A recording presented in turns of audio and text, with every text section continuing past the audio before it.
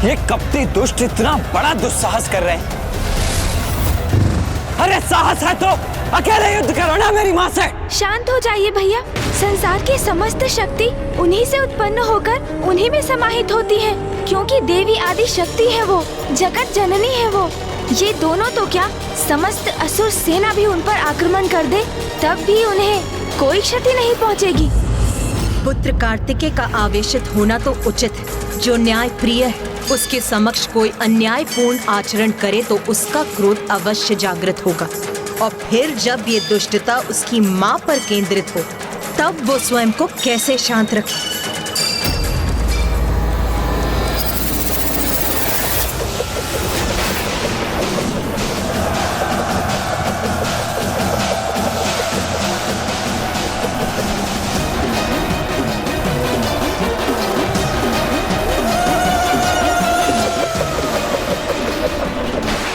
तुम्हारे प्रत्येक प्रहार का उत्तर है मेरे पास।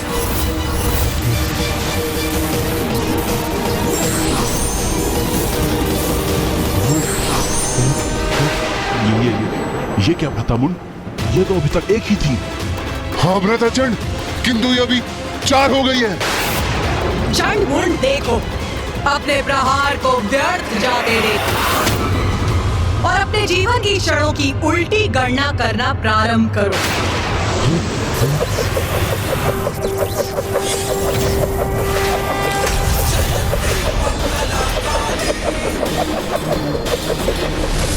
हमारे मायावी चक्र रोक दिए, जो मृत्यु प्रदान किए बिना नष्ट ही नहीं हो सकते। उन्हें हमारी ही सेना पर लक्षित कर दिया इस देवी ने।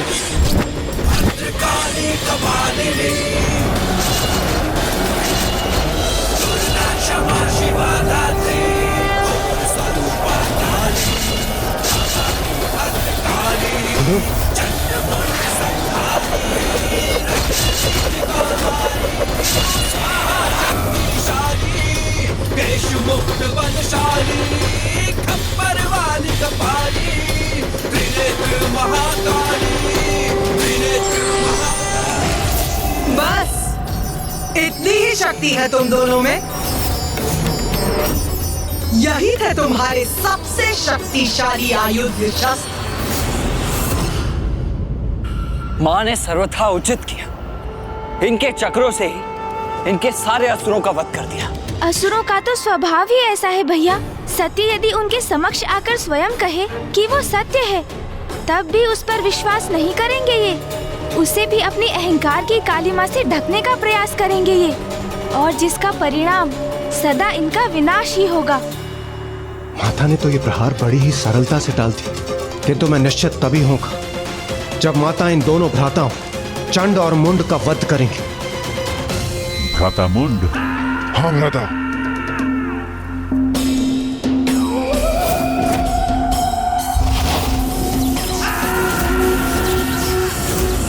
मूर्खों, ये बालकों की क्रीड़ा करोगे मेरे साथ? बालकों की क्रीड़ा तो अब तक हो रही थी देवी। अब तुम चंडमुंड की प्रचंड विद्युत शक्ति का सामना करोगी।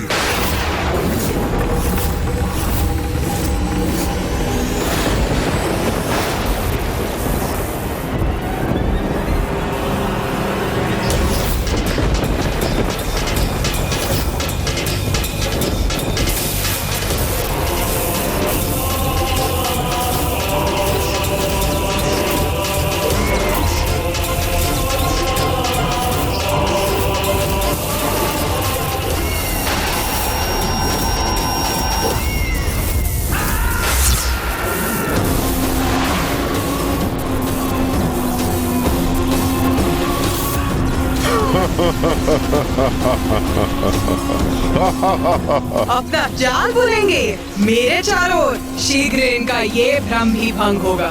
अभी हमारी वास्तविक शक्ति से परिचित कहाँ हो देवी?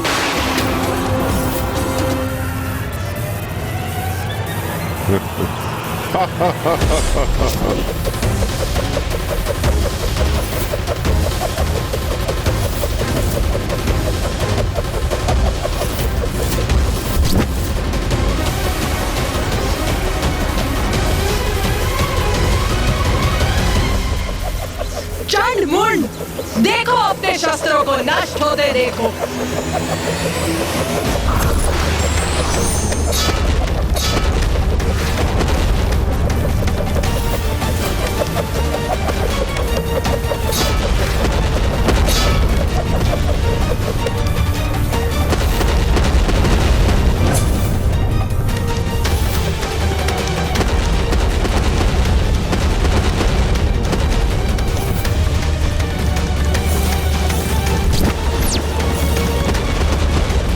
अपनी गति बढ़ाइए भ्राता मुंड।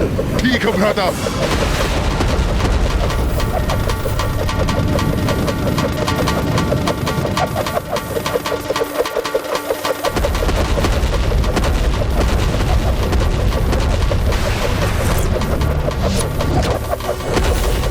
अपनी गति और बढ़ाओ भ्राता मुंड, थका दो इस देवी को। भ्राता चंड, उचित सुझाव है तुम्हारा। लो, मैंने और तेज कर दी अपनी गति।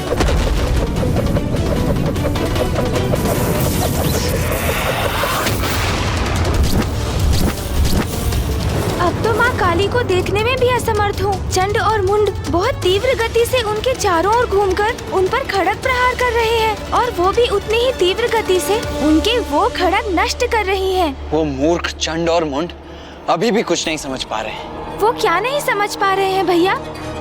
यही गणेश कि माँ तो इन दोनों के साथ क्रीड़ा कर रही है, जिसके उपरांत जितनी तीव्रता से माँ का क्रोध जागृत होगा उतनी ही अधिक दुर्दशा होगी इन दोनों की।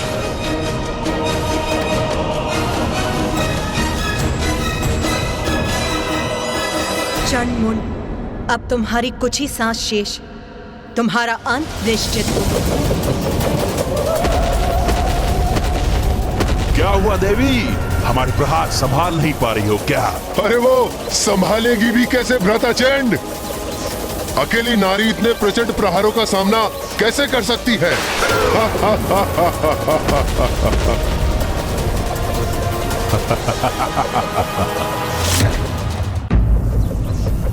हे नारी, हम तो अनंत काल तक इसी प्रकार प्रहार कर सकते हैं, पर तुम अवश्य थक जाओगी।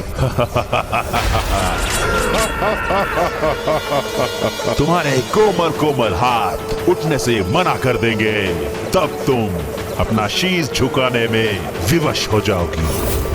तुम पर अनेकों प्रहार कर तुम्हें छत विछत कर देंगे। हाँ, फिर हम अपना समस्त ध्यान उस देवी कौशिकी पर केंद्रित करेंगे। इतने अपमानजनक शब्द मेरे और देवी कौशिकी के प्रति, इन दोनों की दुष्टता चरम पर पहुंचकर मेरे क्रोध में वृद्धि कर रही। किंतु तुम चिंता मत करो, देवी कौशिकी के साथ हम ऐसा भयंकर व्यवहार नहीं करेंगे। हाँ, उस सुंदर देवी को खींचते हुए अवश्य ले जाएंगे, किंतु अत्यंत प्रेम के साथ। शुंभ के लिए नहीं, उसे अपने लिए लेके जाएंगे। बस अब प्रतीत होता है अपने इन दुर्वचनों से अपने भाग्य के पट बंद कर लिए हैं इन दोनों ने। अब तो एक ही घटना शेष है इनके जीवन में, इनकी मृत्यु। इनकी मृत्यु। अब इन दोनों के पापों की गागर भर चुकी।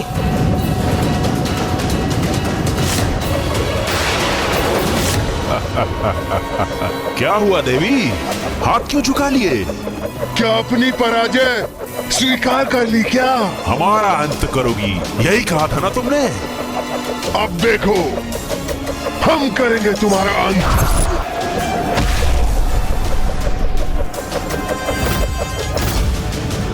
अरे ये क्या हुआ?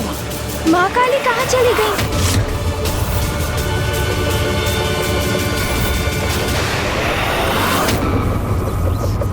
भ्राता मुंड, वहाँ कुछ घटित हुआ है।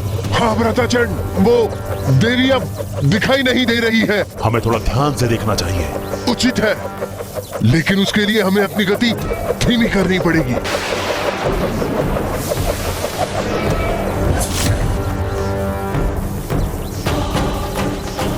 भ्राता मुंड, वो देवी कहाँ चली गई? लगता है भाग गई। चंड मुंड! हाँ?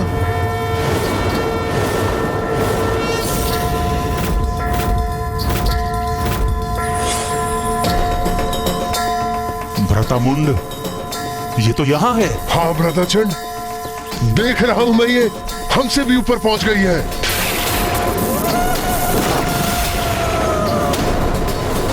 भागना तो अब तुम्हें चाहिए मूर्खों। ये तो अत्यंत विकराल प्रतीत हो रही है भ्रातामुंड। हाँ भ्राताचंड, ये क्या करने जा रही है? किंतु अब तो तुम्हारे भागने का भी कोई लाभ नहीं। भ्रातामुंड, इसका स्वर तो अत्यंत भयावना है। अब हम क्या करें?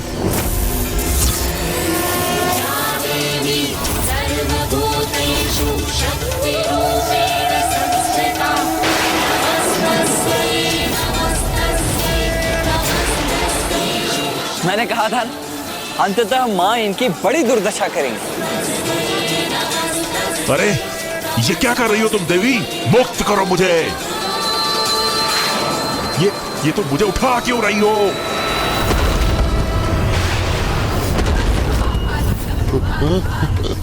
क्यों उठा रही हो मुझे?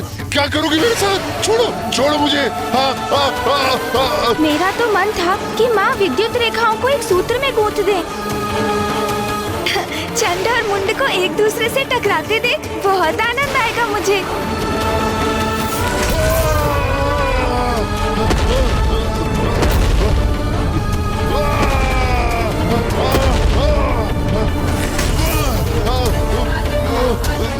तुम्हें तीव्र गति से घूमकर वार करने में बहुत आनंद आ रहा था ना?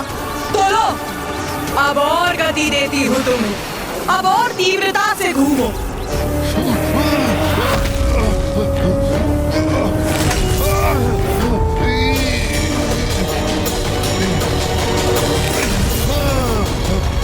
प्रतीत होता है माँ को तुम्हारा सुझाव भा गया है गणेश।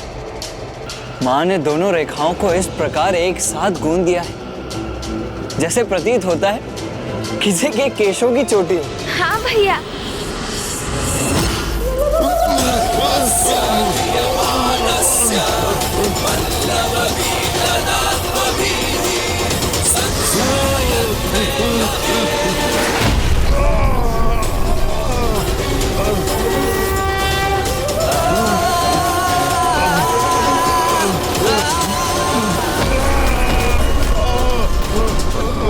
ये इस प्रकार विद्युत से कैसे प्रभावित हो रहे हैं? क्योंकि माता ने इन दोनों को एक साथ जोड़ दिया है, इसलिए चंड सीधे मुख है और मुंड उल्टे मुख। विपरीत विद्युत ऊर्जाओं के एक साथ आने से विद्युत ऊर्जा के प्रवाह में एक तरात्म स्थापित हो गया है और ये विद्युत भली भांति निरंतर प्रवाहित होती रहेगी और ये दोनों भी इसी प्रकार अपनी ही ऊर्जा से प्रभावित होते रहेंगे।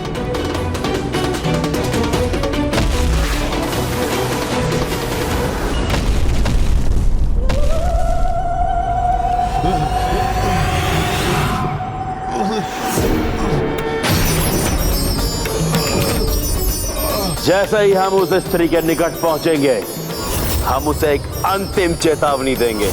जो उसके लिए समर्पण कर हमारी बंदी बन हमारे साथ आने का अंतिम अवसर होगा। मैं तुम दोनों को अंतिम चेतावनी देती हूँ। देवी कौशिकी के समक्ष समर्पण करो, उनकी शरण में आ जाओ।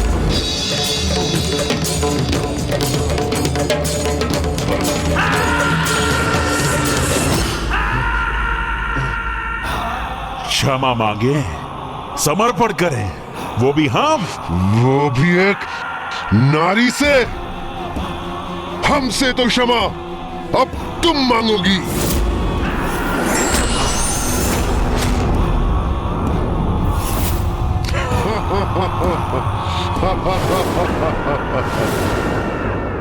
अपना अंतिम अवसर भी गवा दिया इन दोनों ने। बस उसके लिए ये अंतिम अवसर होगा। उसके बाद हम नहीं, हमारे बाण बात करेंगे। हमारे बाण बात करेंगे। बाण बात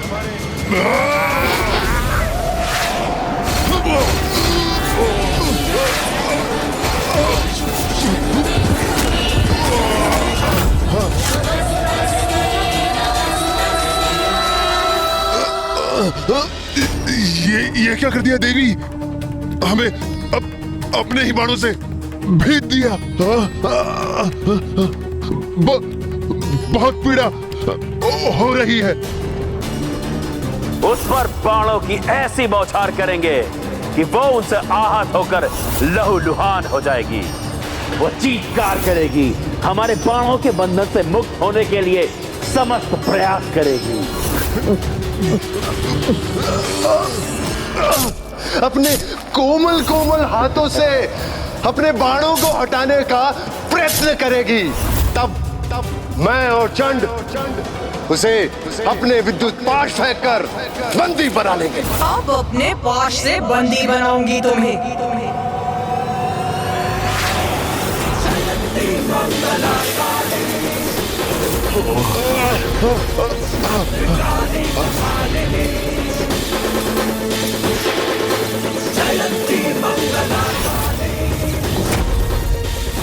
अरे ये पाश तो हमें और कष्ट दे रहा है, हमारे घाव बढ़ा रहा है।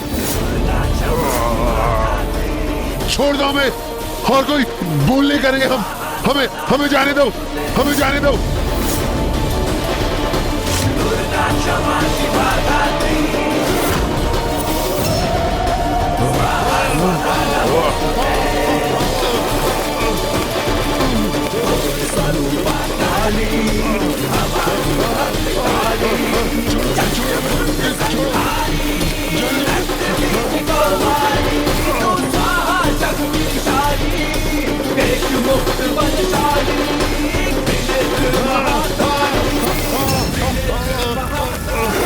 भारी बेड़ियों में बंधी अपने पैरों पर हमारे साथ चलकर यहां तक आएगी।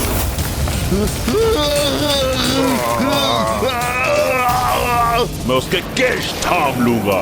वो हमारे आगे हाथ जोड़कर असहाय अवस्था में आकर रुदन करेगी।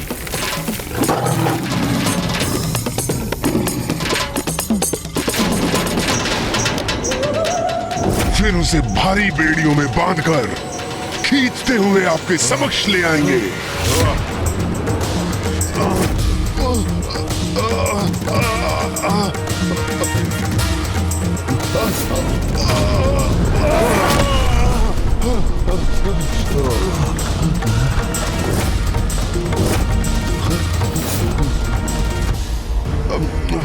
वो हमारे आगे हाथ जोड़कर असहाय अवस्था में आकर रुदन करेगी।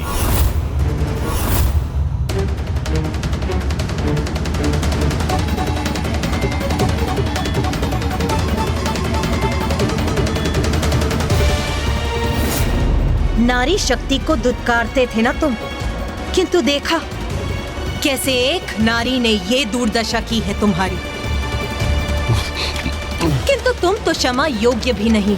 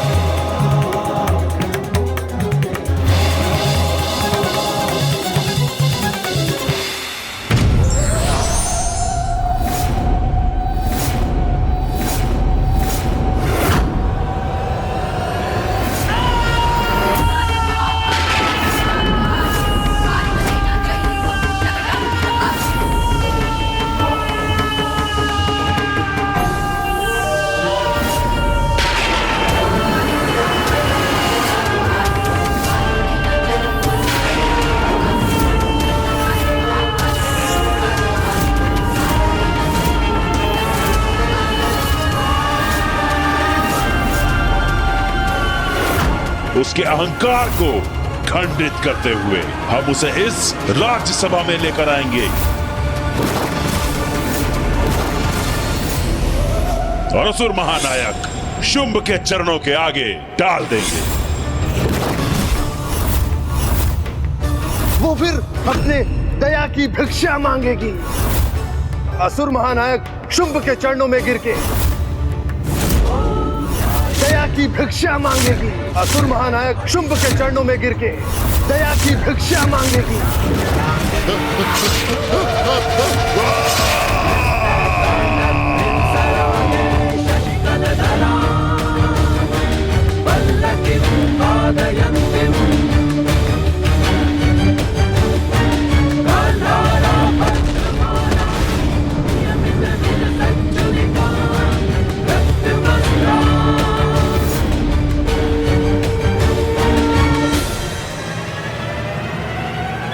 देवी काली, तुमने चंड मुंड का वध किया है, इसलिए आज से तुम संसार में देवी चामुंडा के नाम से भी जानी जाओगी और समस्त संसार देवी चामुंडा की पूजा करेगा।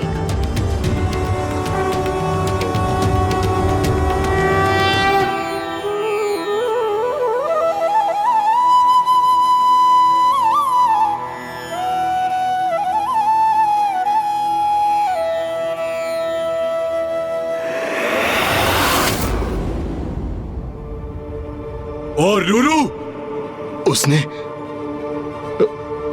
उस असुर देवी ने उसका भी वध कर दिया। महेश पांडरक, उसका भी अंत उसी देवी ने किया। असुर महानायक,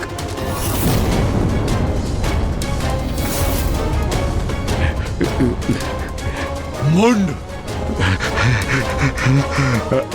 असुर सेनापति मुंड भी उस देवी के समक्ष जीवित नहीं बचे।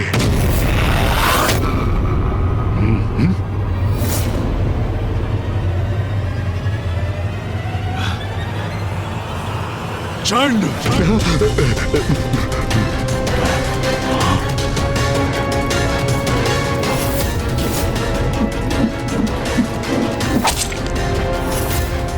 कैसे बताऊं असुर महानायक को चंड का भी अंत किया देवी ने।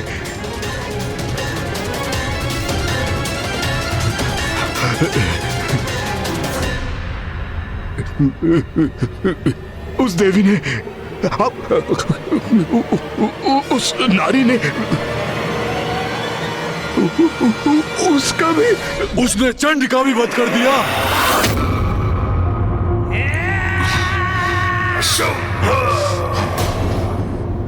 चंड मुंड जैसे पराक्रमी असुरों को, मेरे सेनापतियों को पराजित कर दिया उसने।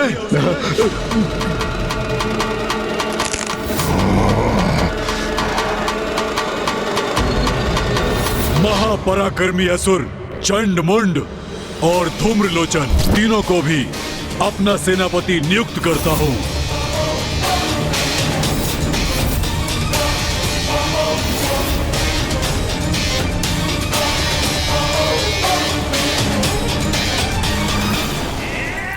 वो दुष्ट नारी, मैं उसका अंत कर दूंगा, अंत। ये क्या कह रहे हैं आप देव सेनापति निशुंभ? अब तो अपने भ्रम से बाहर आइए। इस अनुचित उन्माद का अंत कीजिए। अब वो कोई साधारण नारी नहीं है, समस्त ब्रह्मांड की शक्ति की स्रोत, सर्वोच्च नारी की शक्ति, शिव की शक्ति, जगत जननी है वो कोई भी हो, मैं उसका अंत कर दूंगा, अंत। निशुंभ,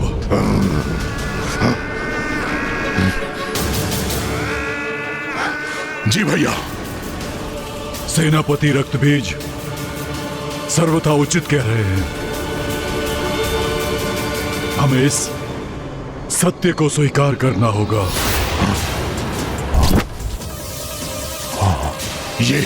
ये क्या कह रहे हैं भ्राताचुम? हम असुर पराजय स्वीकार कर लें? यही उचित होगा। इसी में हम सभी असुरों की भलाई निहित है।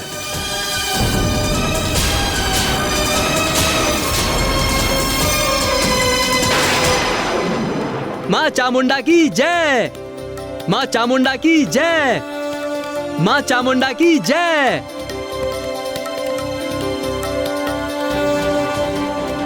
गणेश जी, मैं स्वयं को रोक ही नहीं सका। मुझे माँ की लीला का प्रत्यक्षदर्शी बनने की इतनी तीव्र इच्छा जो थी, ये तो मेरा सौभाग्य है कि मैं माँ काली के देवी चामुंडा रूप की लीला का साक्षी बना।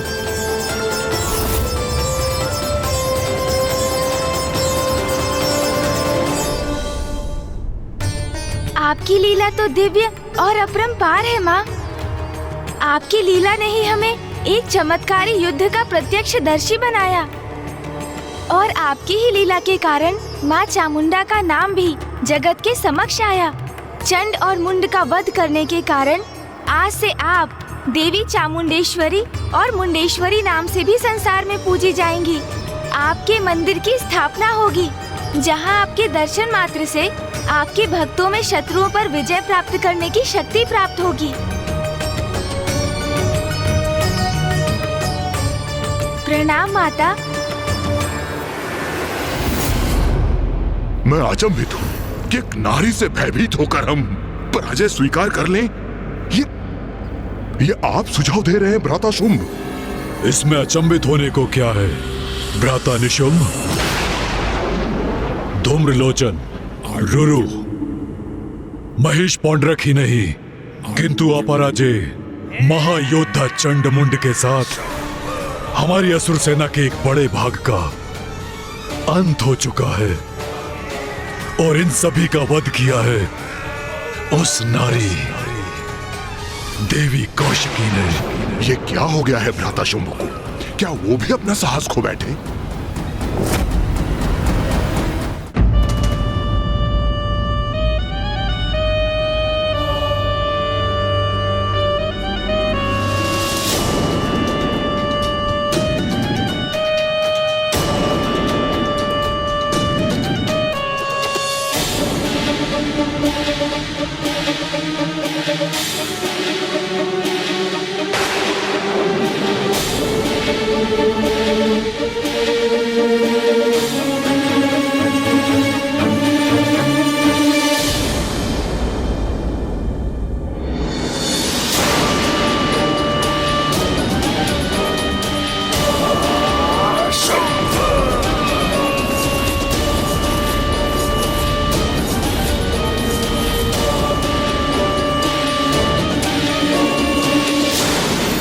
सत्य है ना, उस देवी ने हमारे प्रचंड असुर योद्धाओं का वध कर दिया, फिर भी तुम्हारा क्रोध जागृत नहीं हुआ?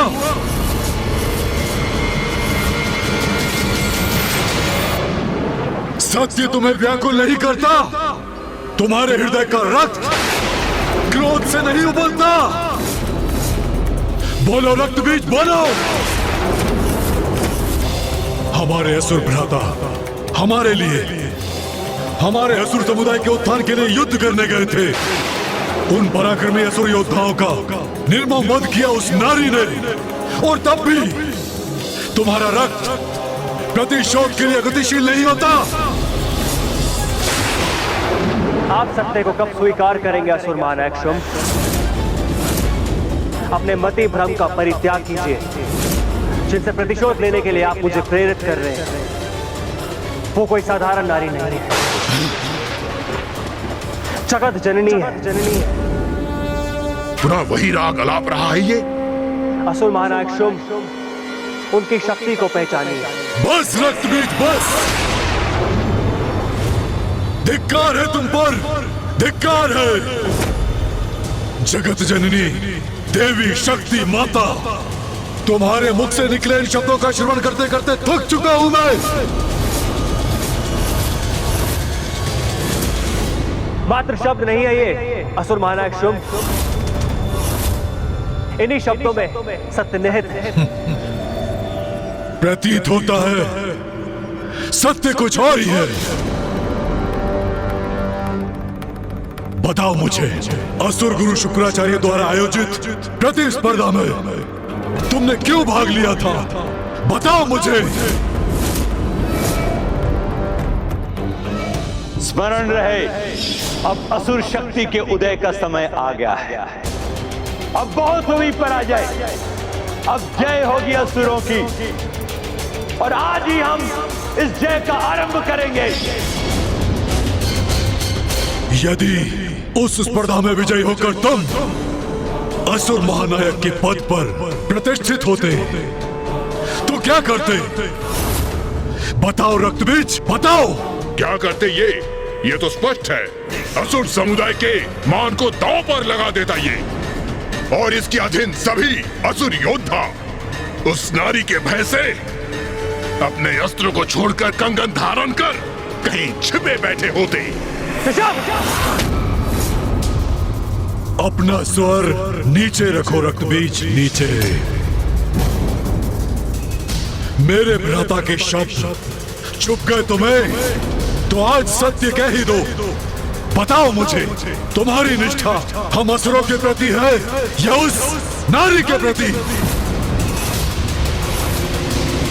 असुर महाराज शुभ, मुझ पर आक्षेप लगाने के पूर्व तनिक समझने का प्रयास कीजिए। ईश्वर से युद्ध कर हम कभी विजय नहीं हो सकते।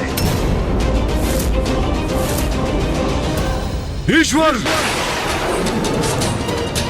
वो नारी, एक कुटिल कपटी मायावी नारी तुम्हारी ईश्वर है, और उसकी शक्ति में तुम्हें इतना विश्वास और उसके प्रति तुम्हारी इतनी श्रद्धा है। रक्तबीज, तुम उससे युद्ध न कर उसकी सुरक्षा सुनिश्चित कर रहे हो।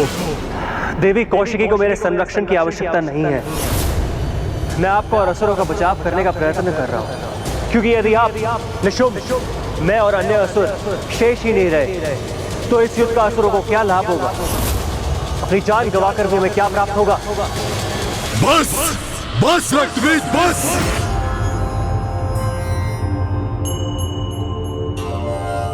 ओम जयंती मंगला काली भद्रकाली कपालिनी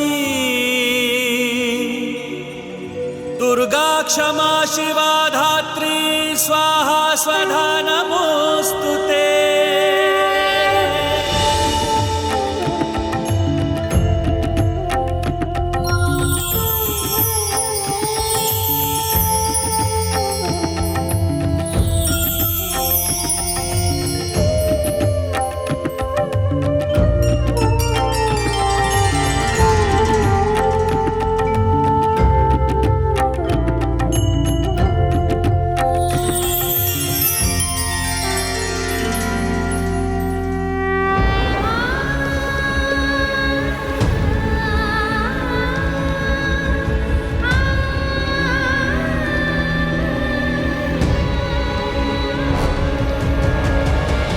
इंद्रदेव, सूर्यदेव, वायुदेव, अग्निदेव, वरुण देव, आप सभी की पत्नियां सुरक्षित हैं, क्योंकि मेरा कवच उन्हें किसी भी अहित से सुरक्षित रखेगा।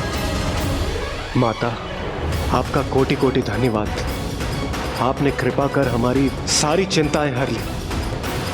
माता, यदि सभी देवियां सुरक्षित हैं, तो क्या हम उन्हें अपने साथ लौटाकर ले जाएं? नहीं, अभी वो समय नहीं आया, क्योंकि शुंभ और निशुंभ के वध होने तक देवियां मेरे ही कवच के संरक्षण में गुफा में सुरक्षित रहेंगी।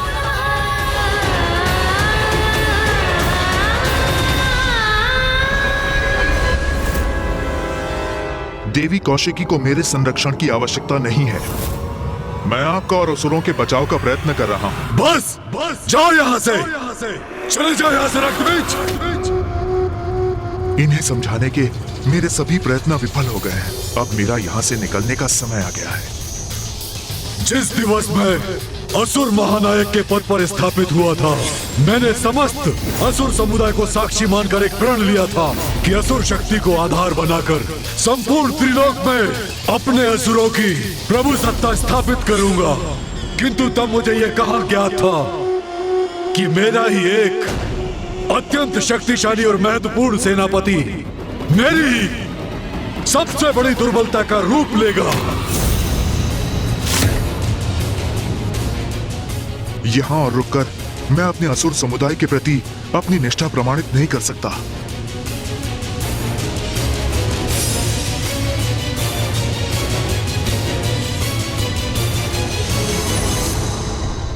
जाओ रक्तबीज, जाओ। भाग जाओ यहाँ से, क्योंकि तुम्हारा आज ये पलायन असुरों के साथ महाद्रोह है, किंतु ये तुम्हारा स्वभाव ही है। महान असुर सम्राट महिषासुर ने तुम्हें मंत्री बनाया और जब उनका विकट समय आया तुम उन्हें अकेला छोड़कर भाग गए। जो तुमने पूर्व में किया वही तुम आज भी कर रहे हो। रक्तबीज, तुम पर धिक्कार है। मुझे तो प्रतीत होता है कि तुम असुर ही नहीं हो।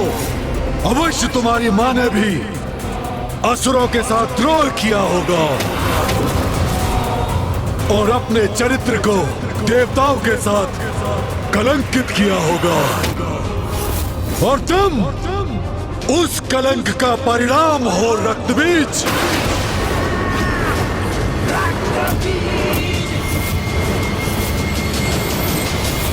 उचित कहा भ्राता आपने, तभी तो बार बार देवियों का साथ देकर अपने आप को कलंकित करता है ये। सुना तुमने जो मेरे भ्राता ने कहा, वो कल सभी असुरों की जीवा पर होगा और सभी असुर यही कहेंगे कि तुम्हारी मां के ही कारण तुम्हारी निष्ठा देवताओं के प्रति है। कभी देवी कात्यायनी तो कभी देवी कौशिकी। इन देवियों के लिए अपने ही नायकों का परित्याग कर तुम भाग जाते हो।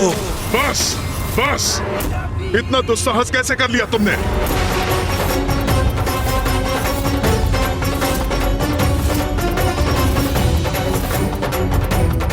सभी सीमाएं लांघ गए हो तुम। मेरी मां के प्रति अपशब्द कहा तुमने, तुम्हें इसका दंड मिलेगा। अपने हाथों से तुम्हारा वध करूंगा मैं। स्तंभन! स्तंभन!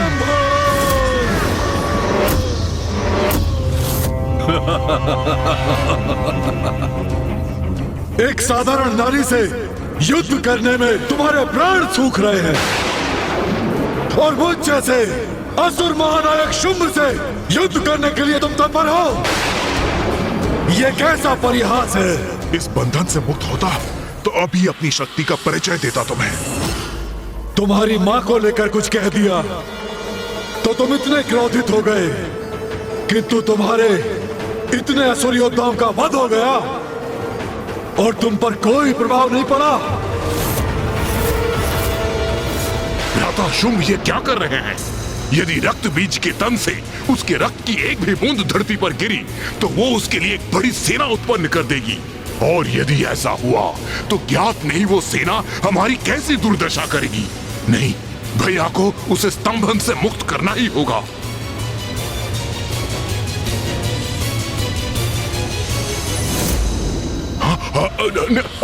रुकिए भैया, उसे स्तंभन से मुक्त कीजिए। ये युद्ध नहीं करना चाहता है तो इसे जाने दीजिए। क्यों अपनी शक्ति को व्यर्थ कर रहे हैं इस पर? उचित है निशुंभ, उचित है। मेरे स्तंभन से मुक्त हो जाओ।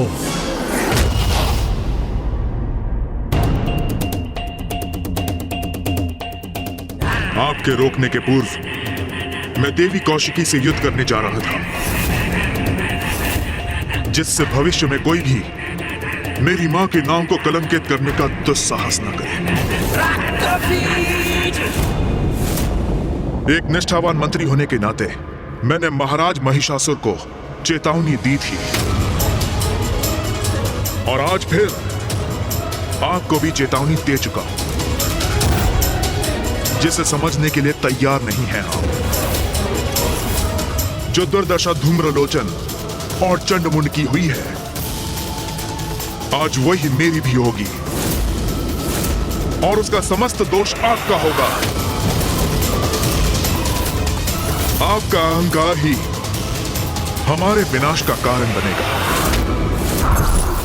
मैं अपने महानायक के प्रति अपने उत्तरदायित्व से भली भांति परिचित हूं, इसलिए मैं देवी कौशिकी से युद्ध करूंगा। किंतु आज असुर महानायक ने मुझे मेरा स्थान दिखा दिया है, मेरी मां का अपमान कर बता दिया है मुझे कि उनकी दृष्टि में मेरा स्थान कितना निम्न है। जय हो, असुर महानायक की जय हो।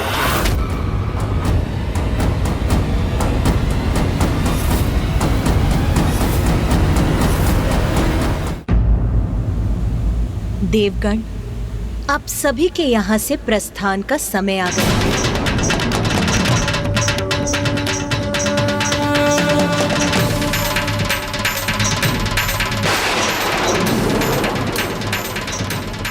विंध्याचल पर्वत, वहीं स्थित है देवी कौशिकी।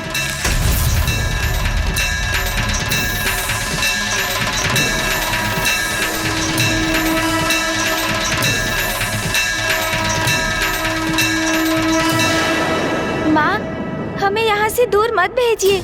ये सब जो घटित हो रहा है और जो होने वाला है, ये सभी तो आपकी ही लीला है माँ।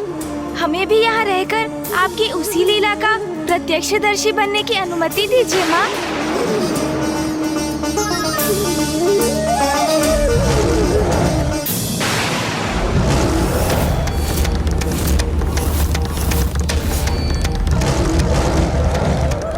कौन है जो अपने काल से साक्षात्कार करने यहाँ आ रहा है?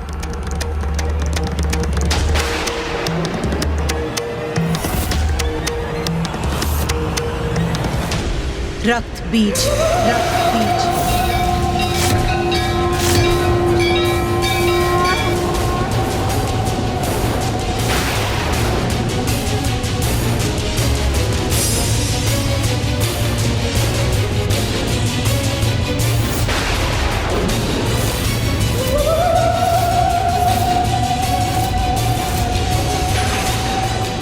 जो भी है ये रक्त बीज, उसे माता तक कदापि नहीं पहुंचने दूंगी मैं।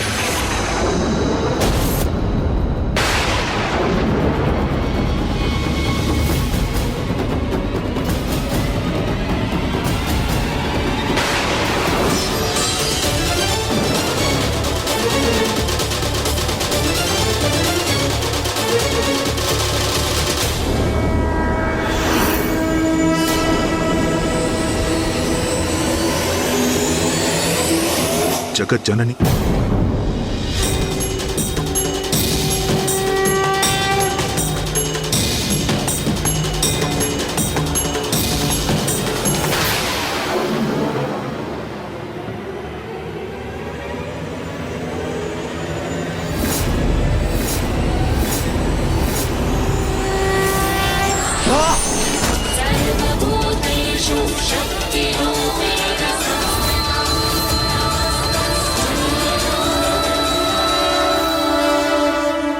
मुझे ज्ञात है देवी, आप जगत जननी हैं। पूर्व में आप देवी कात्यायनी का रूप धारण कर प्रकट हुई थी और आप देवी कौशिकी के रूप में मेरे समक्ष हैं। रक्त बीज, मुझे ज्ञात है अपने भीतर उमड़े अंतर्द्वंद के किस बवंडर से जूझ रहे हो तुम।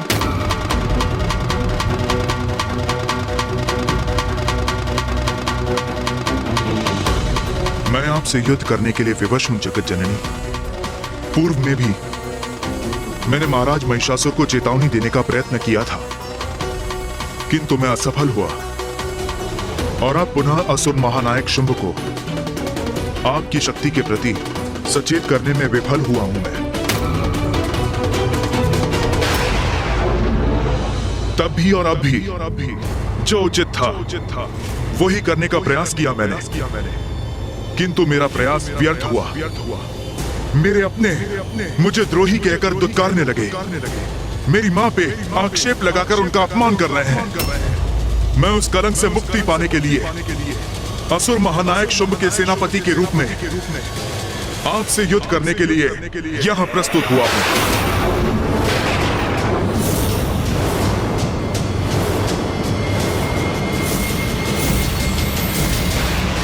आप अपना दायित्व निभा रही हैं जगत जननी, और मैं भी अपना दायित्व निभाने यहां आया हूं। ज्ञात है मुझे अंततः आपके हाथों मृत्यु होगी मेरी,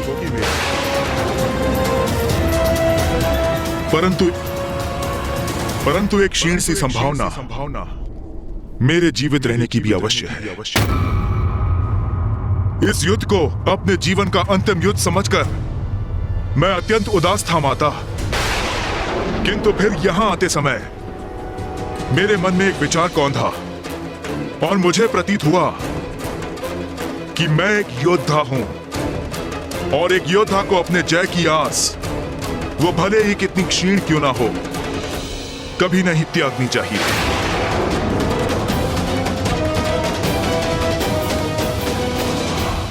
और ये उचित भी है। आप जगत जननी हैं, देवी शक्ति हैं, तो मैं बुराई का साथ देने पर भी हूं तो आपका ही अंश, अर्थात आप मुझ में उपस्थित हैं और मैं आप में। इसलिए हम दोनों भिन्न होते हुए भी एक ही हैं और हमारी शक्ति का स्रोत भी एक ही है। जब शक्ति एक है तो फिर इस युद्ध में जहां आपकी शक्ति सफल हो सकती है तो मेरी क्यों नहीं?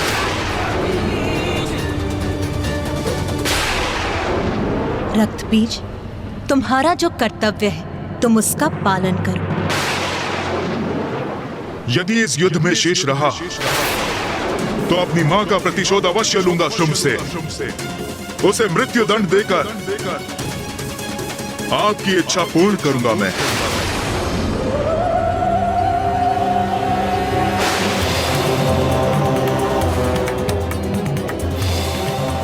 मैं आपसे युद्ध करने के लिए प्रस्तुत हूं माता। आज्ञा दीजिए देवी कौशिकी, वो आपसे युद्ध करने आया है, किंतु उसके पूर्व उसे मुझे पार कर आगे बढ़ना होगा।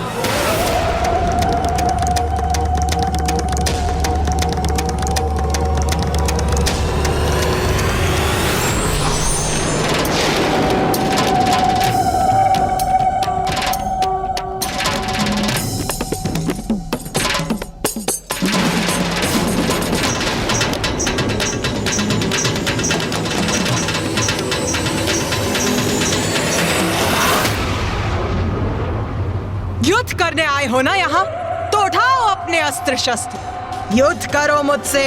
मैं आपसे नहीं, देवी कौशिकी से युद्ध करने आया हूं। देवी कौशिकी तक पहुंचने के लिए सर्वप्रथम तुम्हें मुझसे आगे बढ़ना होगा, जो मैं कदापि होने नहीं दूंगी। देवगणों, भैया, मैं समझ नहीं पा रहा हूँ कि ये दुष्ट इतना संयमित क्यों है। युद्ध क्यों नहीं कर रहा ये रक्त बीज? युद्ध तो मैं मात्र देवी कौशिकी से ही करूंगा। आप जाएं और उन्हें युद्ध के लिए मेरे समक्ष प्रस्तुत करें। मुझे आदेश देने का प्रयास कर रहे हो तुम? इतना दुस्साहस!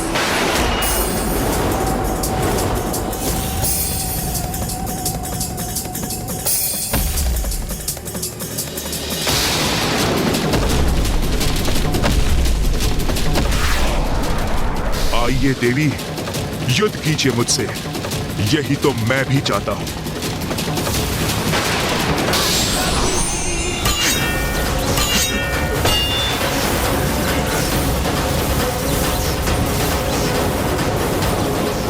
अपने अंत के लिए तैयार हो जाओ रक्त बीज।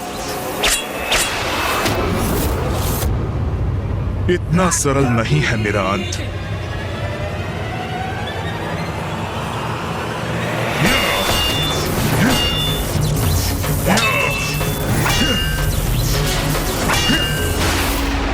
उस स्पर्धा में हमने जिस रक्त बीज को देखा था, ये उससे कितना भिन्न प्रतीत हो रहा है। इसमें आए इस परिवर्तन का क्या कारण हो सकता है? हाँ भैया, उसी का विचार तो मैं भी कर रहा हूँ। अभी तक माता पर एक वार तक नहीं किया है इस असुर ने। बस अपना बचाव। भैया, कोई तो बात है जो हम भूल रहे हैं।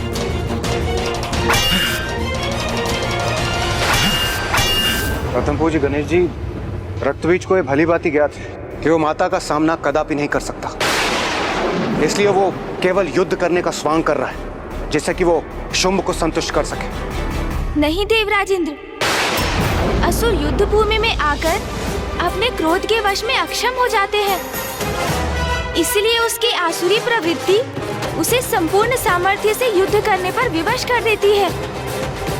किंतु ये तो इतना शांत है, इसके पीछे अवश्य कोई अन्य रहस्य है।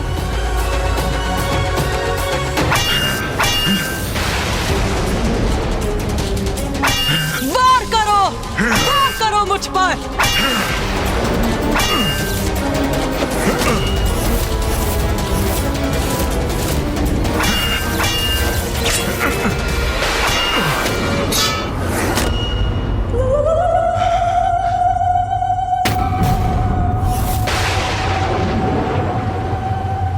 निशस्त्र योद्धा पर वार नहीं करती मैं।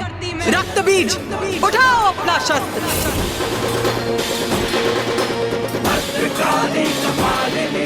सुना नहीं? अपना शस्त्र उठाकर प्रस्तुत हो युद्ध में।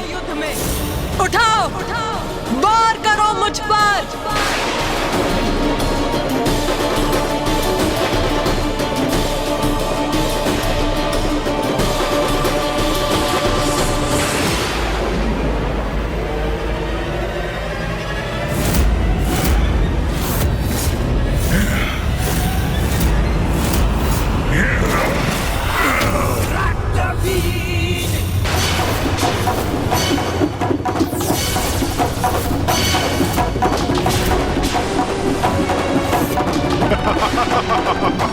ये क्या किया इस दुष्ट ने?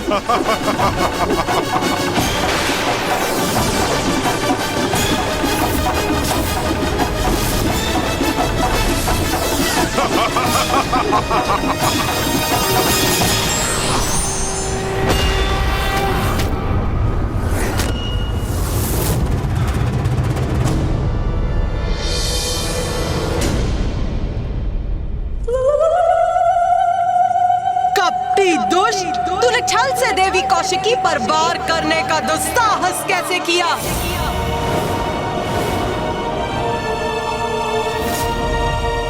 अब तेरा अंत करूंगी मैं। मुझे क्षमा करें जगत जननी, किंतु इस युद्ध में यही रणनीति अपनाने पर विवश हूं मैं।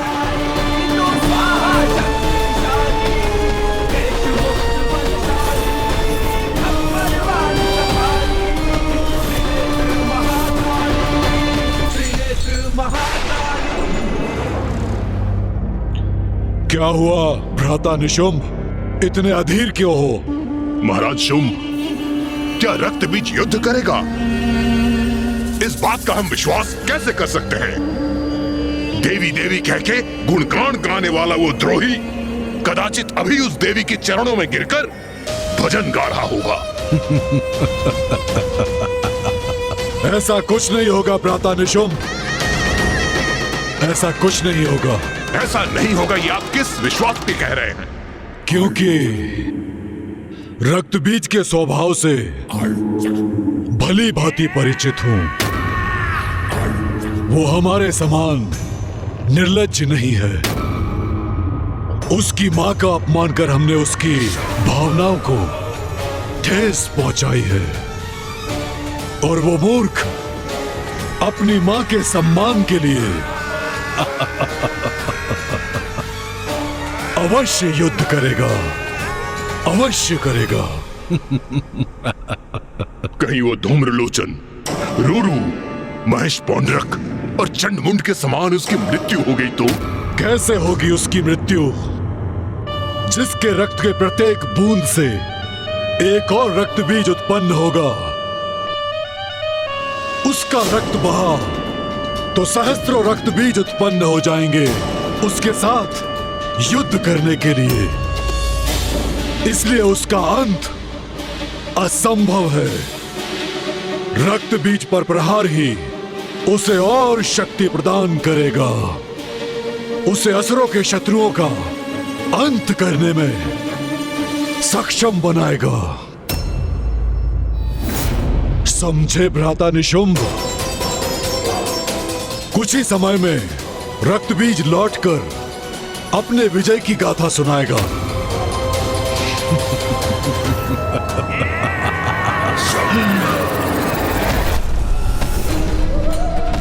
और उग्र प्रहार कीजिए मुझ पर देवी काली।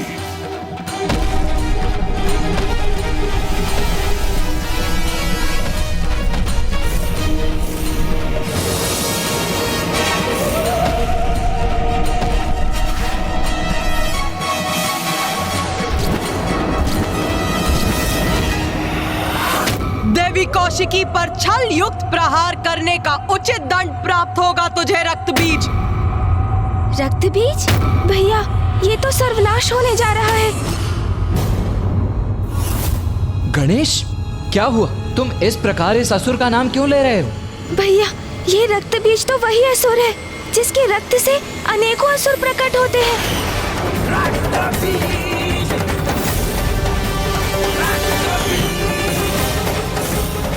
तो ये है उसकी चाल।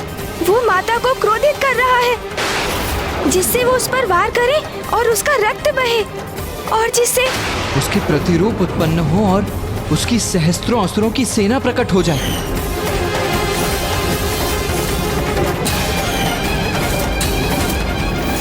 नहीं माता, रुक जाइए, इस पर प्रहार मत कीजिए। रुक जाइए माता, रुक जाइए। यही तो चाहता था मैं।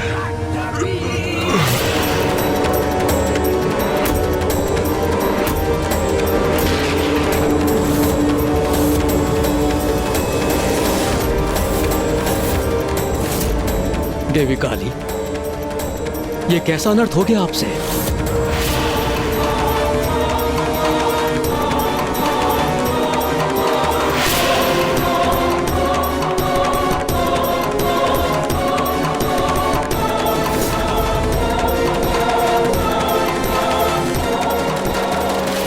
मुझे आप पर वार करना ही था, वही किया मैंने। मां काली को उत्तेजित कर स्वयं पर प्रहार कराने का यही उपाय था।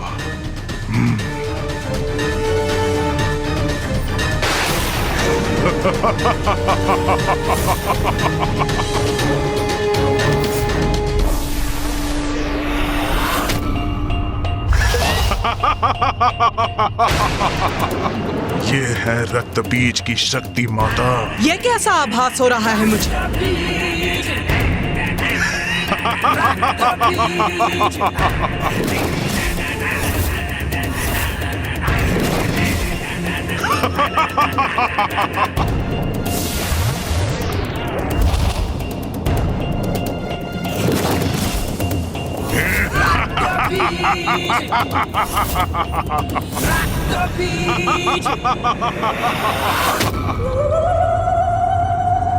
तो अभी अंत नहीं हुआ इसका?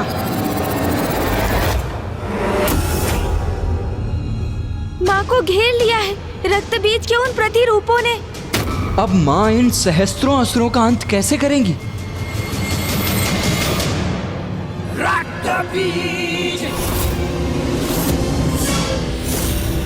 देखा देवी, मेरा वध कोई नहीं कर सकता। मैं तो अमर हूं। त्रिदेव त्रिदेवियों एवं उनके अंश के सिवाय कोई अमर नहीं है रक्तबीज। किंतु तुम असुरों को ये सत्य समझ में क्यों नहीं आता? तुम्हारी भ्रांति कभी मिटती क्यों नहीं? मेरे सैनिकों, आक्रमण करो, अंत कर दो इस देवी का। अंत करेंगे इन देवी का। प्रहार करो इन पर।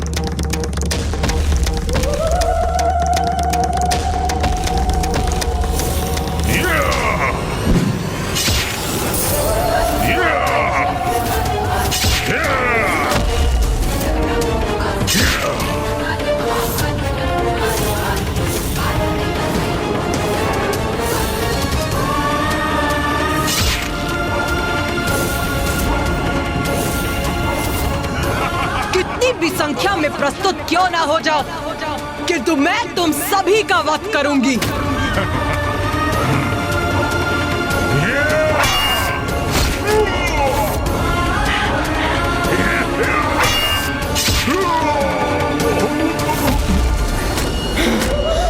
हो गया रक्तबीज, या थोड़ा और रक्त बहाऊं मैं तुम्हारा, जिससे तुम कुछ और असुर उत्पन्न कर सको।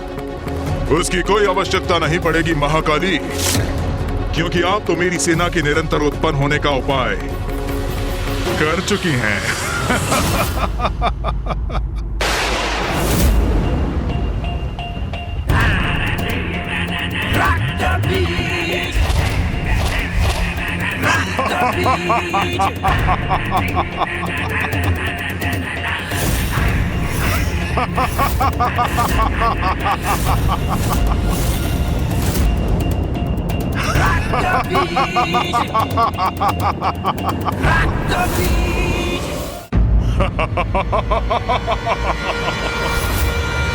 ये असुर तो निरंतर उत्पन्न होते रहेंगे, इनका तो कभी अंत ही नहीं होगा। हाँ गणेश, तुम उचित कह रहे हो गणेश।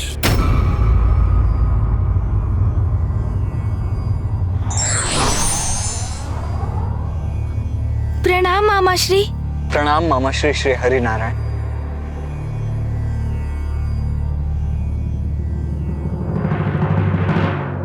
रक्त बीज और उसके असुरों का जितना रक्त बहेगा, उनके रक्त से उतने ही असुर उत्पन्न होंगे। किंतु मामाश्री, इन असुरों की उत्पत्ति और मरण के इस चक्र का अंत करने का कोई तो उपाय होगा। मेरी भी यही आशा है। मात्र आशा से नहीं, कर्म से कुछ होगा मामाश्री, क्योंकि कर्म किए बिना मात्र आस लगाए रहना ये तो दुर्बल करते हैं। मैं इस प्रकार हाथ पर हाथ धरे निष्क्रिय होकर माँ को एक ऐसा युद्ध करते नहीं देख सकता जिसमें माँ का प्रत्येक प्रहार एक और बड़ा संकट उत्पन्न कर रहा है।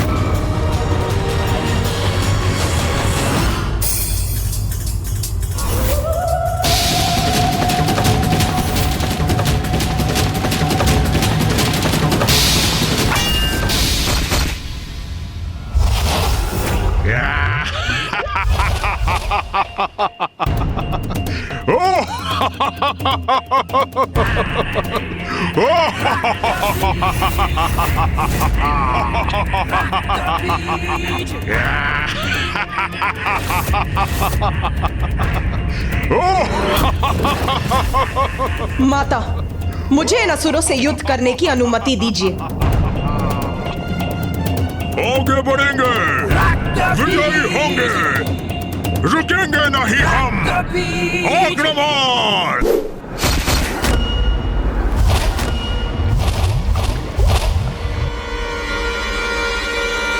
भैया, भैया, इस प्रकार आपको ऊंचे स्वर में रोकने का आशय नहीं था मेरा, किंतु मैं सशंकित हो गया भैया। सशंकित हो गए तुम? क्यों गणेश? कि कहीं आप माँ और इस असुर के मध्य युद्ध में हस्तक्षेप ना कर बैठे। किंतु यही तो उचित कर्म है ना गणेश। यदि माँ के स्थान पर कोई और स्त्री भी होती तो धर्मपरायण योद्धा का धर्म तो उनकी सहायता करना ही होता ना। किंतु भैया, वो कोई साधारण स्त्री कहाँ है? ये तो माँ के प्रति आपका स्नेह है, जिसके कारण आप उनकी क्षमता को अनदेखा कर रहे हैं। मैं अनदेखा कर रहा हूँ? क्या अनदेखा कर रहा हूँ मैं गणेश? यही भैया कि आप भी उनके एक भाग ही है। वो तो स्वयं संपूर्ण है, तो एक भाग संपूर्णता का सहायक कैसे हो सकता है?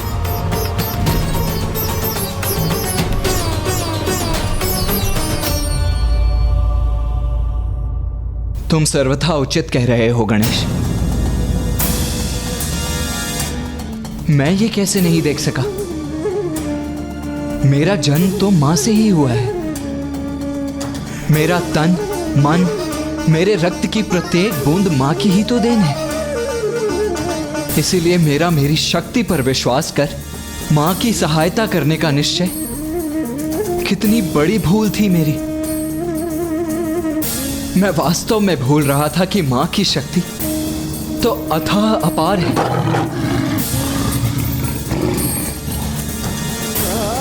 जैसे सागर का जल और जल की एक बूंद सागर की सहायता कैसे कर सकती है? मैं अवश्य क्षणिक आवेग में बह गया था गणेश। आप उचित कह रहे हैं भैया। जिस प्रकार हमारे शरीर में स्थित रक्त की प्रत्येक बूंद माँ की ही देन है, उसी प्रकार रक्त बीज की देह का रक्त भी माँ का ही अंश है। उसी रक्त को माँ के विरुद्ध उपयोग करने में आतुर है, बिना ये जाने कि वो रक्त तो माँ से ही उत्पन्न होता है, अंत में माँ में ही समा जाता है। जो शक्ति उसे माँ से ही प्राप्त हुई है, उसका उपयोग माँ के विरुद्ध कर वो कभी युद्ध में विजयी नहीं हो सकता।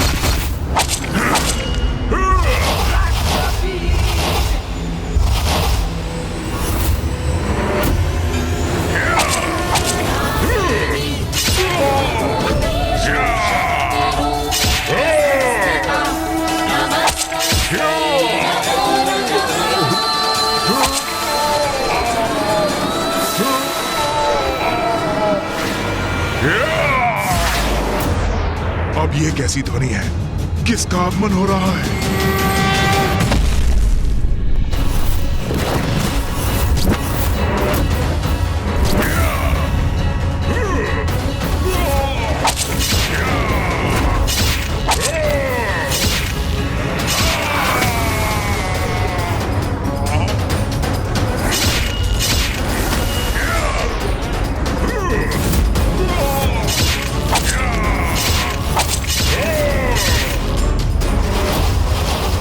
यही तो विशेषता है मेरी। मेरे ऊपर आघात मेरा अंत नहीं करते, मुझे और बलवान बनाते हैं।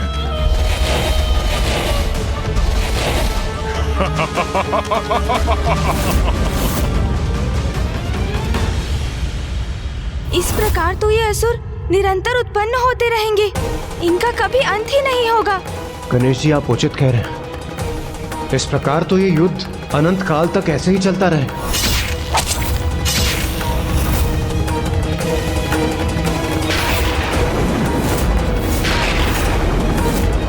फिर माता कैसे रक्त बीज को अपने रक्त से नवीन असुर उत्पन्न करने से रोकेंगी?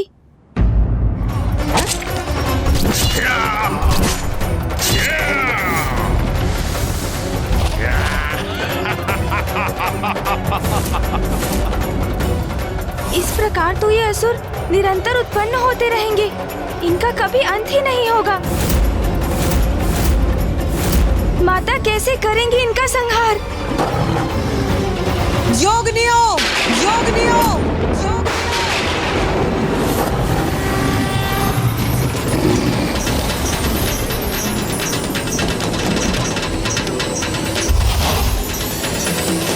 या रक्तारुधिरांबरा या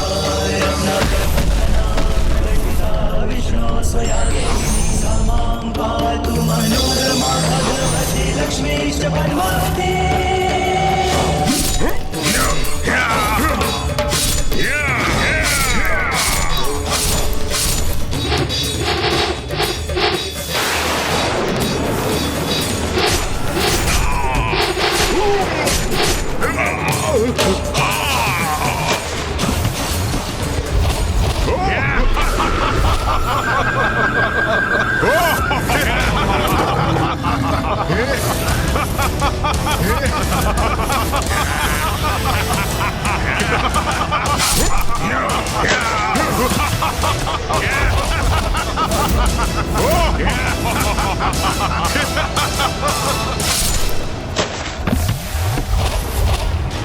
इन असुरों के विपरीत ये रणनीति तो विफल हो रही है प्रथम पूज्य गणेश जी। नहीं देवराजेंद्र, मां कभी विफल नहीं हो सकती। इसीलिए आप अपने इन नकारात्मक विचारों को त्याग दीजिए। कुमार कार्तिकेय, आप सर्वथा उचित कह रहे हैं, किंतु जो हमारे समक्ष है उसे कैसे नकार सकते हैं हम? माँ काली, माँ चंडमारी और 64 योगिनी माताएं असुरों का वध कर रही हैं, किंतु उन्हीं से अनेकों असुर और उत्पन्न हो रहे हैं। ये तो ऐसा चक्र प्रतीत हो रहा है जिसका कोई अंत ही ना हो। ऐसा कब तक चलता रहेगा? जब तक रक्त बीज का रक्त शेष रहेगा।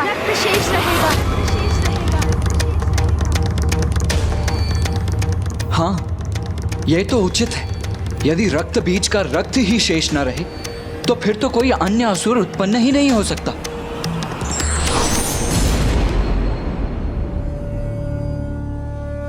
प्रणाम ब्रह्मदेव। गणेश सर्वथा उचित कह रहा है, किंतु रक्त बीज का रक्त नष्ट कैसे होगा?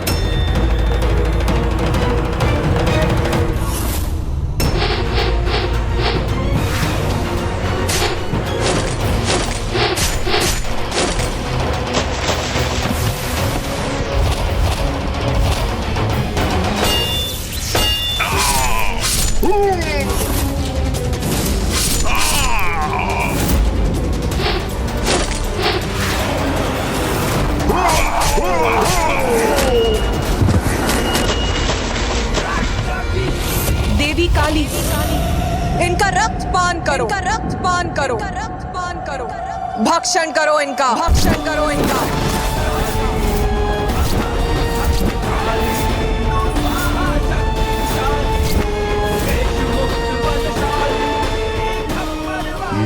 और मेरे असुरों के रक्त का पान करेंगी ये, तब तो संभव है कि मेरा अंत हो जाएगा।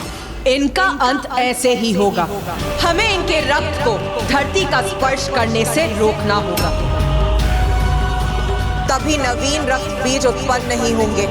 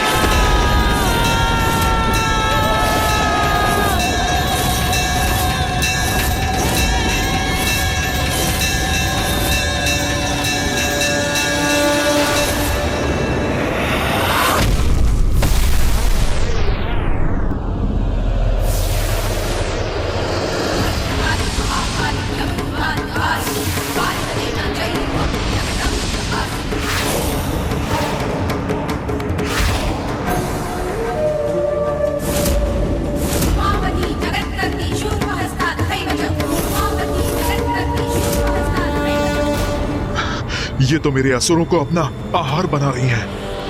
ऐसे तो उनका रक्त धरती पर गिरेगा ही नहीं। एक एक असुर को आहार बना लो, सभी के रक्त का पान करो। रक्त की एक भी बूंद धरती पर गिरने मत दो। जैसी आपकी आज्ञा माता।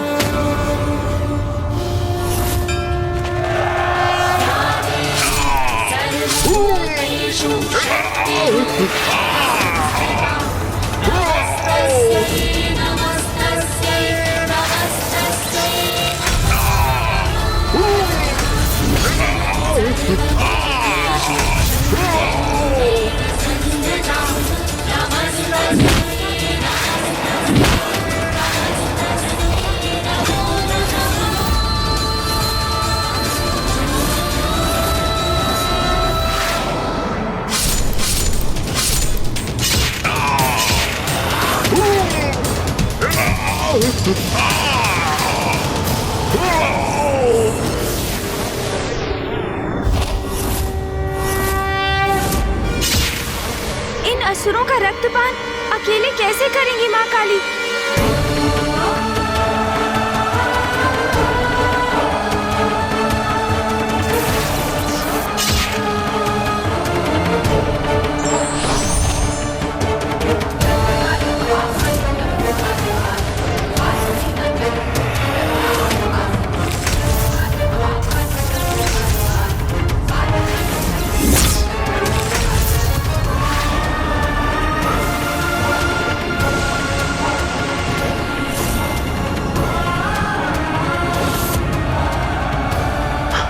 मेरी सेना तो नष्ट हो रही है।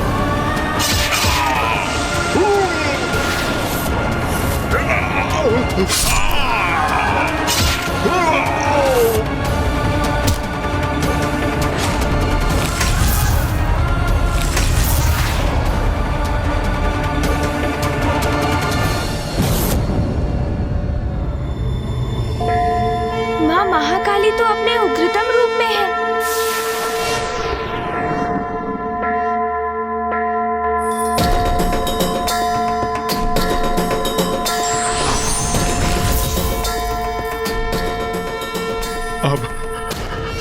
अब मैं अपनी रक्षा कैसे करूं? रक्त बीज, अब तुम्हारे रक्त का पान करूंगी मैं। बहुत बड़ी मूर्खता की है तुमने। माता आदि शक्ति की शक्ति से परिचित होने पर भी तुम शुंभ के कुचक्र में फंस गए। अपनी माता के सम्मान के लिए तुम जगत जननी से युद्ध करने के लिए प्रस्तुत हो गए। इतना भी विचार नहीं किया कि वो तो सभी की माता है, तुम्हारी माँ की भी। ये युद्ध सर्वथा अनुचित था। भक्त नहीं, भीरू हो तुम। भक्ति के कारण नहीं, भय के कारण जगत जननी का सम्मान करते रहे। और फिर जब तुमने ये समझा कि माता की ही शक्ति सभी जीवों में समाहित है, तो अपनी धूर्ततापूर्ण कुतर्क से तुमने ये कैसे सोच लिया कि तुम्हारी शक्ति उनके समान है।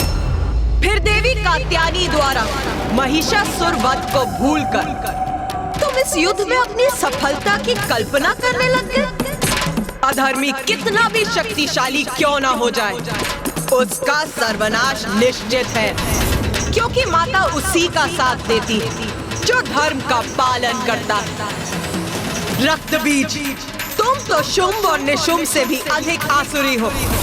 वो तो अज्ञानी है, अपने अहंकार के कारण वो कभी सत्य को समझ ही नहीं सकते, किंतु तुम्हें तो सत्य ज्ञात था, फिर भी इतना अभिमान कर रहे थे तुम, जिसका उचित दंड दूंगी तुम्हें।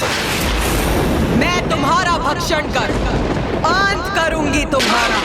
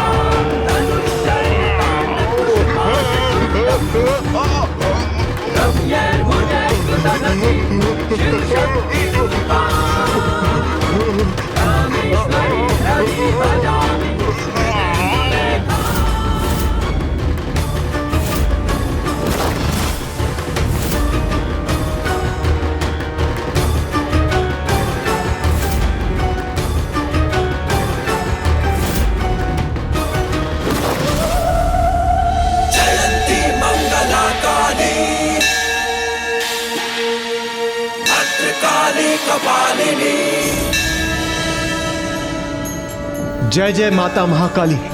माता ने रक्त बीज का संहार कर दिया, संहार कर दिया माता ने रक्त बीज का।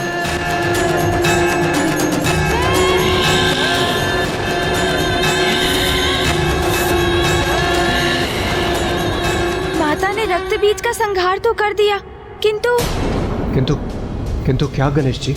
किंतु माता के क्रोध का अंत अभी नहीं हुआ है।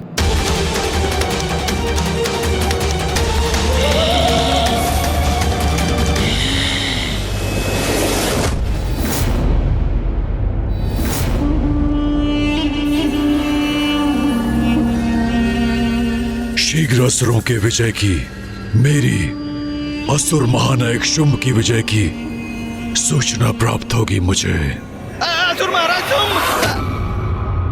ये तो असुर दूत सुग्रीव का स्वर है।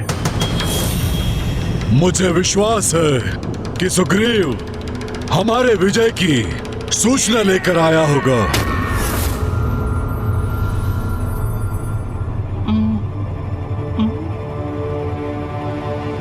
असुर महाराज, मुझे अभी ज्ञात हुआ देवी काली ने रक्त बीज और उसके संपूर्ण सेना का अंत कर दिया।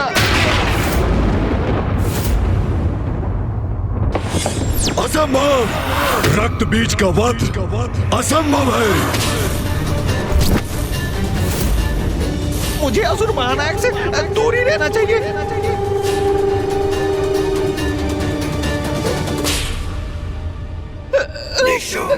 रक्त बीज का अंत कैसे हो सकता है? उसका रक्त बहता है तो अनेक रक्त बीज उत्पन्न होते हैं। उसका रक्त बहे बिना उसका कोई अंत कैसे कर सकता है? उनका रक्त नहीं बहने दिया देवी काली ने।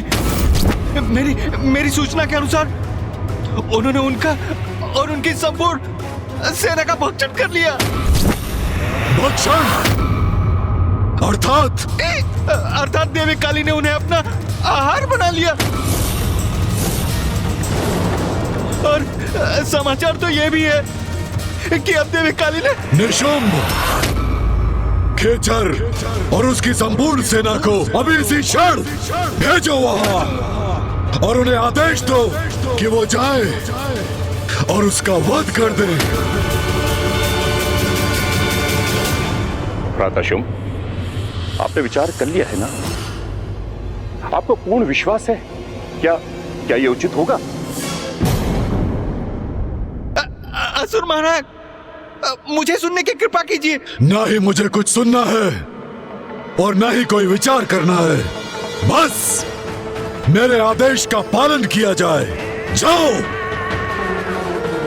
खेचर और उसकी सेना को भेजो और काली का वध करने का आदेश दे दो। जाओ। असुर महाराज, देवी काली से उत्पन्न संकट को समझ ही नहीं पा रहे। रक्त बीज के वध के पश्चात माँ काली की रक्त पिपासा और भी तीव्र हो चुकी होगी, और अब खेचर और उनके असुरों को उनके निकट भेजने का अर्थ है सीधे मृत्यु के मुख में प्रवेश कराना।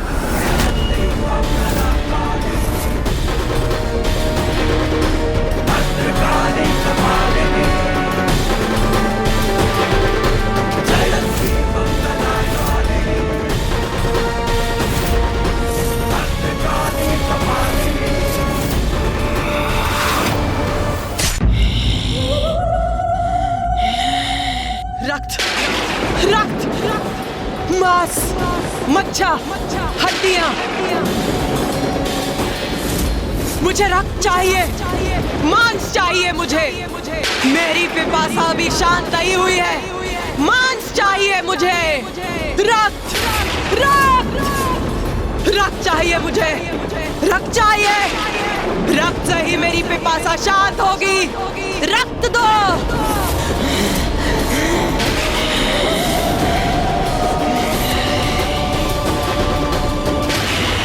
रक्त दो। रक्त, रक्त। भूखी हूं मैं, भूखी हूं। रक्त, रक्त दो मुझे।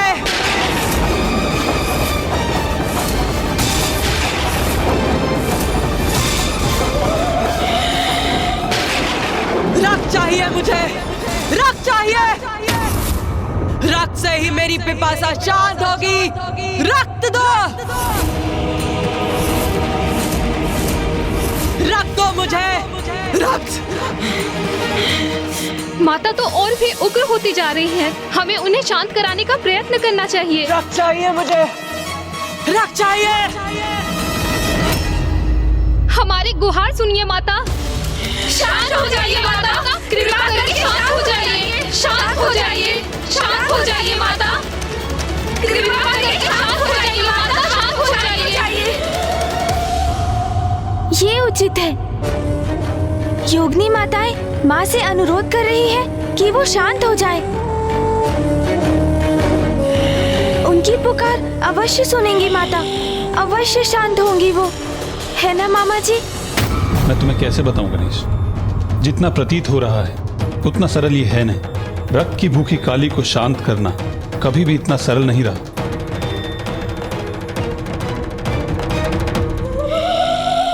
कौन है ये मेरे समक्ष? कौन है? हम सब योगिनी आपकी पुत्री है माता। अपने पुत्रियों के अनुरोध को स्वीकार किया आपने माता, उसके लिए आपको कोटि कोटि धन्यवाद। क्योंकि माता, अगर आप उग्र अवस्था में रहती तो सर्वनाश हो जाता।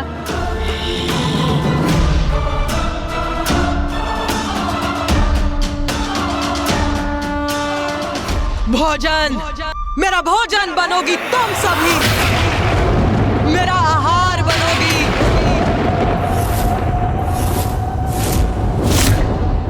मेरा भोजन बनोगी तुम सभी। मैं तुम्हारे रक्त का पान करूंगी। रक्त, रक्त दो मुझे। क्या कह रही है माता? हमारे रक्त का पान करेंगी वो? मुझे रक्त चाहिए। रक्त।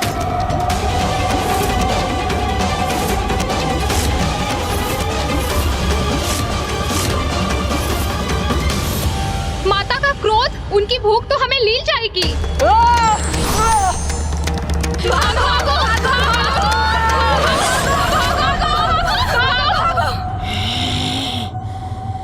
माता की उग्रता के कारण ये कैसा अनर्थ होने जा रहा है? हाँ गणेश जी, माता तो अपनी योगिनियों का ही भक्षण कर रही है। रक्त चाहिए। रक्त चाहिए।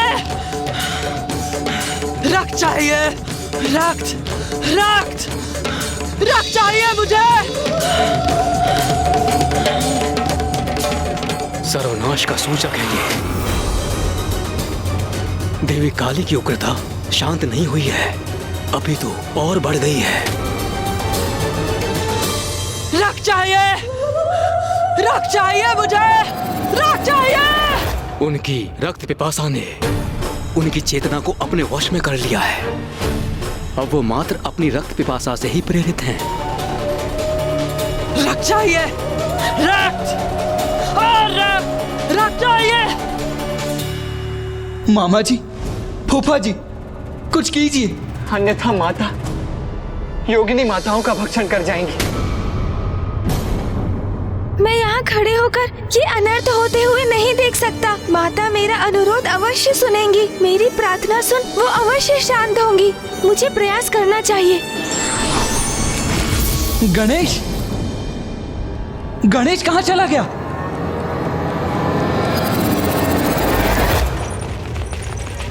हमें भागकर माता कौशिकी के निकट पहुंचना चाहिए। वही हमें माता के आक्रोश से सुरक्षित करेंगी। कहा न मैंने, तुम सभी मेरा भोजन बनोगी। मुझसे बचकर कहाँ जा रही हो? कहाँ जा रही हो? मेरे मुख में प्रवेश करो, आहार बनो मेरा। क्षमा कर दीजिए माता।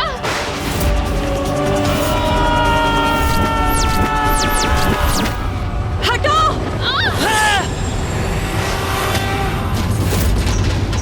मुझे क्षमा कीजिए माता, मैं तो बस योगिनियों की रक्षा करने का प्रयास कर रही हूँ। धृष्टता की है तुमने, मेरे भोजन को मुझसे दूर करने का अपराध किया है। अब तुम बनोगी मेरा भोजन।